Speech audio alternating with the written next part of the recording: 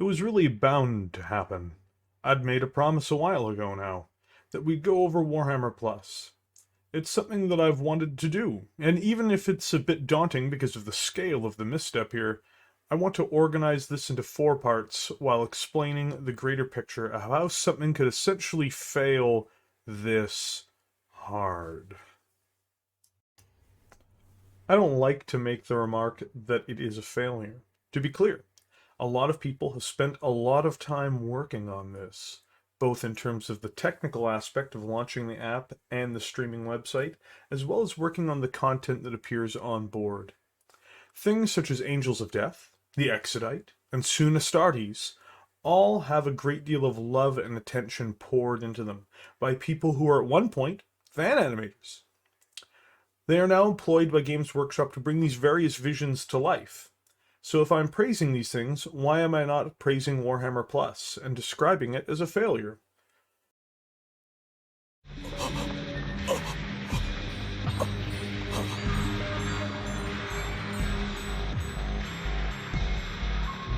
Well now, let's get started, shall we? With any product or service that you purchase, there has to be a value added to it, to you in some way. There are broader ideas of what value added is. Some items that you purchase have additional products and services offered to them as well, for instance. When you purchase a television from a reseller and pay their installers to put it in your home, that's a value added service. It's an additional product sold by the company of origin or a company only offering such services that adds value to the current product which you have purchased. The same thing is true if you buy miniatures and then pay someone to paint them for you. In our hobby space, they are adding value to your product. The products themselves add value, but not quite in the same way as an attached product like this. I know, I'm boring you, but I really have to touch on this. Because Warhammer Plus is not just a streaming service. It's not a streaming service that operates under the current model, anyway. And it's one catering to the same audience, even if the people who put out the groundwork for it don't fully understand that. When you purchase Warhammer Plus, you are buying a value-added service from them. They are adding value to your Warhammer experience.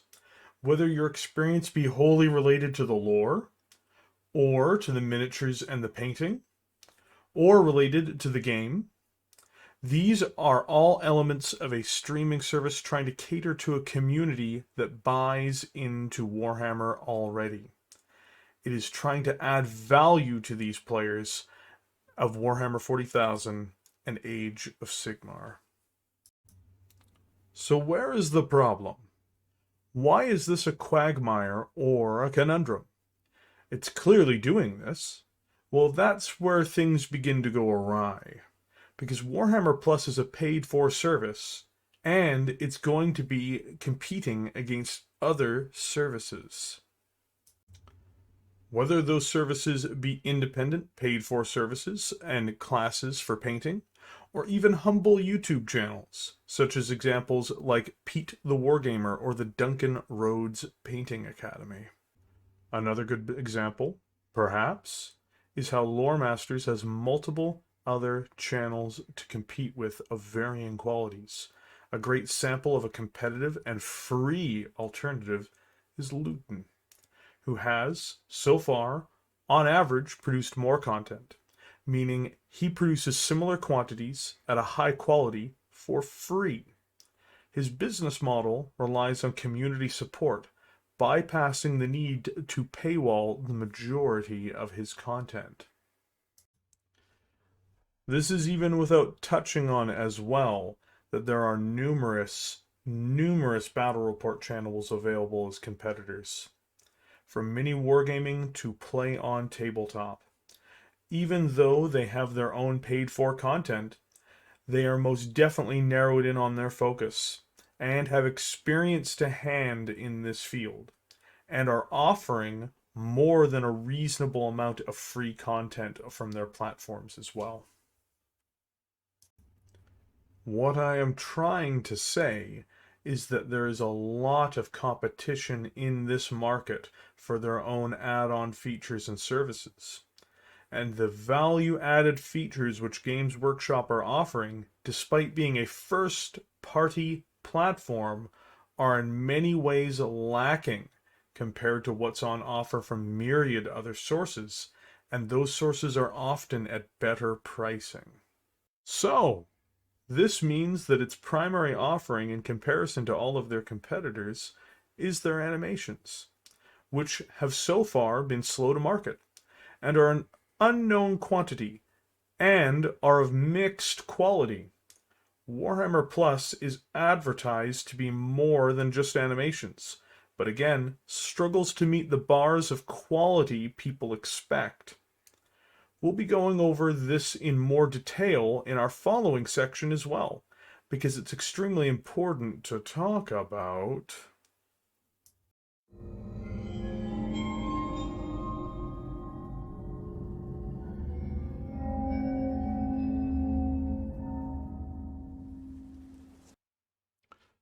The biggest piece to all this is to ask, who is this product made for? A major component of any successful product is knowing who the product is for and tailoring your product to that audience. There is an idea that every product will be for everyone, but this is just plainly not the case. Someone uninterested in Warhammer has no reason in any way, shape, or form to buy Warhammer Plus. Someone new to Warhammer is unlikely to be drawn into a paid-for subscription service, and we're going to be talking about why soon. So, who is Warhammer Plus made for? At least from what I can tell, Warhammer Plus is made for new players. Okay, that seems like madness. Why would I say that? Clearly I'm being hyperbolic. No, I'm not being hyperbolic, and the answer to this is simply as to why. Look at the content being presented on the site and how it is being presented on the site. We made sure to include a shot of the scale of Abaddon standing next to Hesiod kneeling, and wanted to show Abaddon's power to people who know who he is and introduce him well to those who don't. Dylan from the Warhammer Hammer and Bolter animation team. Now, this is just a fluff interview, of course, trying to promote a flagging show. But this is the beginning of the issue that I am talking about. Anyone who is going to invest in Warhammer Plus knows who Abaddon the Spoiler is. This should be considered a no-brainer. So, in short, the people buying Warhammer Plus are typically going to be who? Likely people who feel invested enough in the hobby and lore to buy an annual subscription. They are drawn in by either an exclusive mini or by the idea of the content. This means these people have bought into the content for new and exciting things and are instead being given beginner level entry items and infomercials for things they already know about. What they are not being given are things that would feed their interests. Again, beyond the very limited scope of the animations now on display.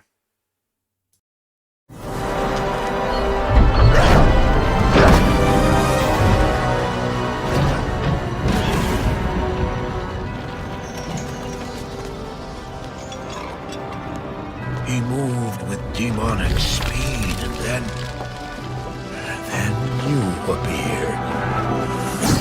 Stop! The beast contained herein shall not be set free, not even by you.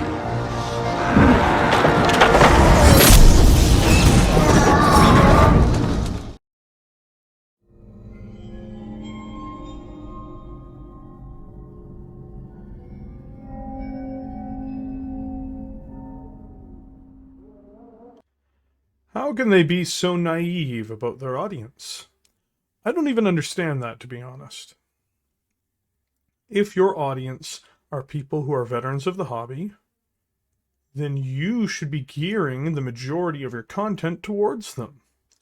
There needs to be something that sets Warhammer Plus aside from the pack that would make things worth the subscription cost and make things worth the time of these consumers for your product, as we've described in the previous parts of this video. What if I told you Warhammer Plus doesn't understand this as a platform? I'm going to start with Lore Masters as the beginning of this, as it's the prime example of the entire platform. They have a good presenter, who is informative and can speak with his audience. They have the budget to provide 3D animations for every video to add some level of multimedia to it to make it seem more impressive. These are great aspects of these videos. The content is an in-depth reading of a Wikipedia page. The format is too short to be satisfying and too long to be a quick walkthrough. Worse yet, the content itself is readily available to anyone who wants it already. Other lore channels have covered the subject. It's inside their source books, or it's online through various sources, both first-party and third-party in origin. What value is this bringing as an entertainment product? These episodes should delve into the unknown rather than into the known, because it will be things that other people cannot offer. If it's going to go behind a paywall as a premier product, then these things should be largely things which expand the horizons of the audience, which are chomping at the bit for more Warhammer content and more unique Warhammer content.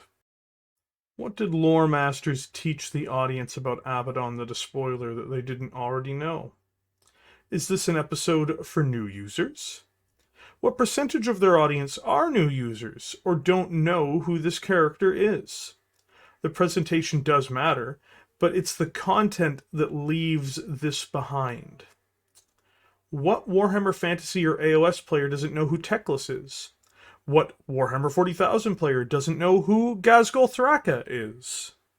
There are so many mysteries about the Warhammer 40,000 universe, and especially about the complete disastrous presentation of Age of Sigmar. So many unsolved questions that have been left unanswered, or aren't even known. There are deeper questions about the characters in question as well. Run interviews with the people who created the characters and their intent. None of this has taken place within the show, or really anything that would be akin to that.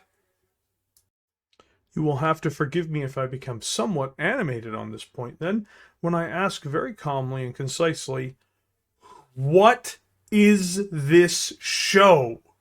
Who is this for? I don't understand that, and neither do they. To add, it can't be for the audience they've already captured. This show is at best promotional material for new players. Well, if that's the case, why isn't it on YouTube? Because new players aren't going to be buying Warhammer Plus. There is no incentive for them to do so. They're already pressed into buying models which are very expensive. The last thing on their mind is that they've just bought a box of Intercessors and now it's time to sign up for Warhammer, the Netflix edition. It's just not there. It's just not adding value to those players. They're too green, and they'll track this information through the internet at large if they are interested in it.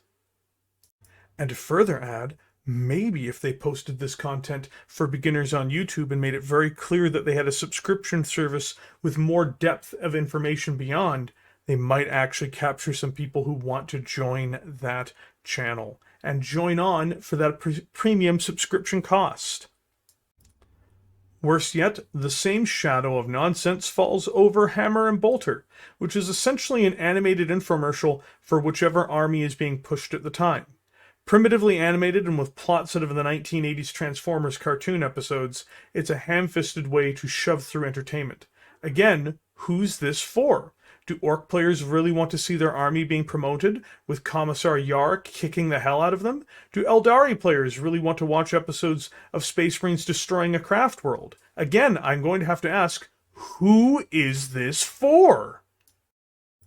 Misaligned, mismanaged, and myopic best describe the content itself in its fullest form.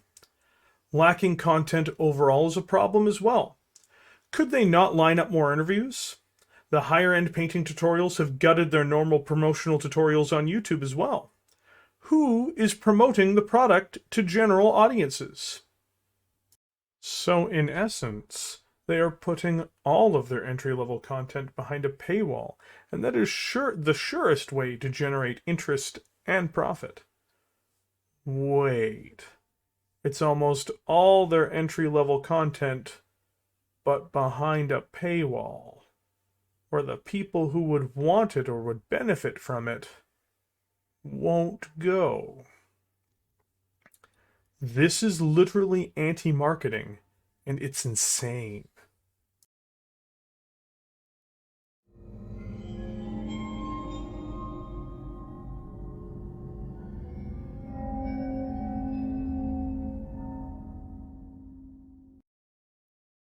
So, we've covered what value added is.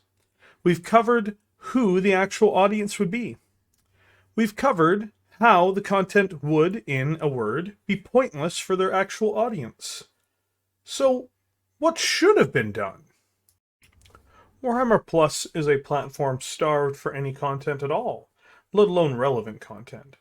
If Games Workshop wanted this to be successful, they'd have needed a different group of people to head it, I suspect. This isn't to be mean to the people who have poured their time into this. This is to be honest with them, and to be honest with the company that makes it, as well as to be honest with the people watching this video.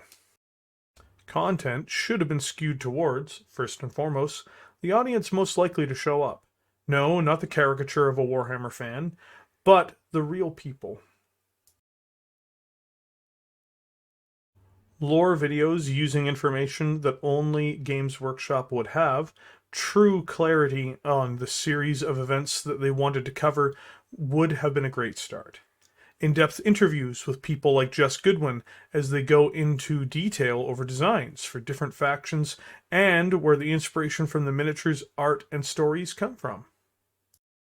Battle reports offered in far larger numbers for both systems would have been an immediately obvious choice.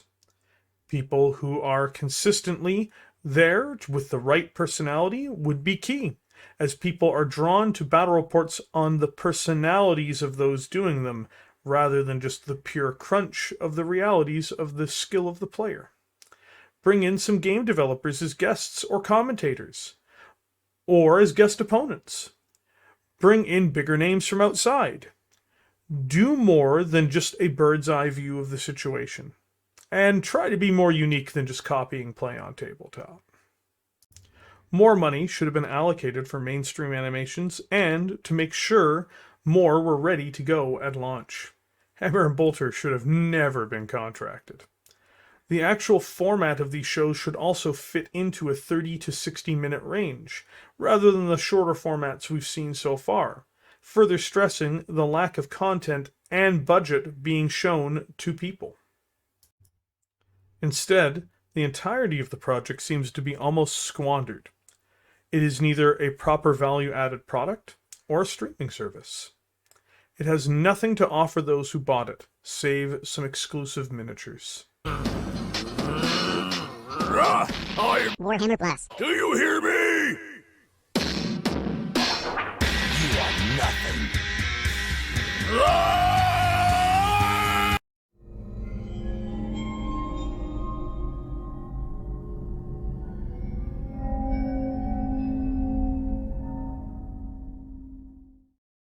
Of all the content on Warhammer Plus, only, in my opinion, does Masterclass offer anything approaching value at this time, and it's not a unique value. It fails as a marketing tool, as there's no one who is actually drawn in from the outside to watch it. It's too inside baseball for that to be the case. It fails as a streaming service, on really any level. It fails as a consistent entertainment product, and its shows are bad, mediocre, or poorly released. It fails as a value-added product. and it fails the key and only audience it can possibly attract. Worse yet, to call it a failure might just be an insult to all failures. This project wasn't designed to be an attack on the community. It was conceived to be the beginning of the process of Games Workshop taking its own IP more seriously, and taking it to the next level as a franchise. It was executed with all the competence of the fictional administratum of their own intellectual property. This blight was not born of evil, but of incompetence, greed, and ignorance.